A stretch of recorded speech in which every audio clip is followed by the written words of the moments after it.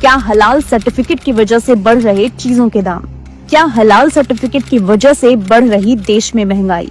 जी हाँ, आज देश में करोड़ों रुपए की हलाल इंडस्ट्री चल रही है और इस इंडस्ट्री की कीमत उन हिंदुओं की जेब से वसूली जा रही है जिन्हें हलाल सर्टिफिकेशन से कोई लेना देना ही नहीं है। अब ये सारा मामला आपको विस्तार से समझाते हैं। दरअसल उत्तर प्रदेश की सरकार ने कुछ समय पहले हलाल उत्पादों पर प्रतिबंध लगा दिया था। अब इस मामले पर केंद्र सरकार ने सुप्रीम कोर्ट में अपना पक्ष रखा है और बतौर केंद्र सरकार देश में दूध, पानी, सीमेंट, सरिया जैसी चीजों तक पर हलाल सर्टिफिकेशन लगाया जा रहा है और ये सर्टिफिकेशन लेने के लिए कंपनियां करोड़ों रुपए खर्च करती है और बाद में इस खर्चे को उत्पाद की कीमत में जोड़कर गैर मुस्लिम ग्राहकों से वसूलती है। यानी हलाल सर्टिफिकेशन की वजह से चीजें महंगी हो रही है और इस बढ़ी हुई कीमत को वो हिंदू, जैन, सिख, बौद्ध और ईसाई धर्म के लोग भुगत रहे हैं जिनका इस हलाल से कुछ लेना देना ही नहीं है। क्या होता है हलाल सर्टिफिकेशन?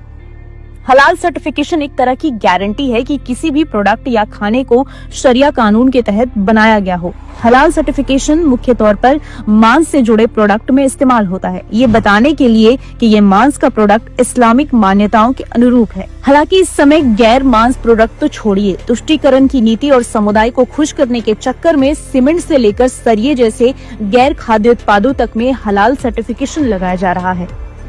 कौन देता है सर्टिफिकेशन?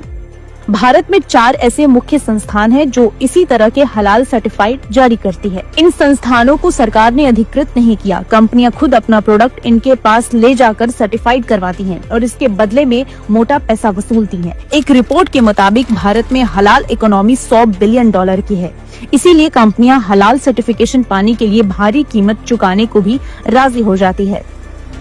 हलाल इकोनॉमी के पीछे का सच।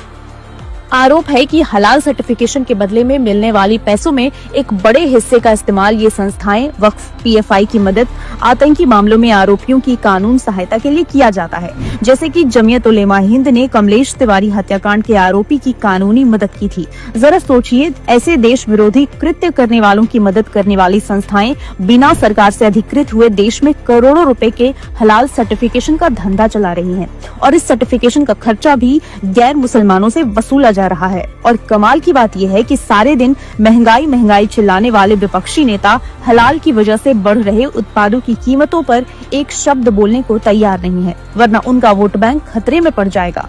अब ये देश की जनता को सोचना है कि वो हलाल इकोनॉमी को सहन करना चाहते हैं या वक्फ बोर्ड की तरह अब हलाल सर्टिफिकेशन के खिलाफ भी एक बड़े जन अभियान का वक्त आ गया है।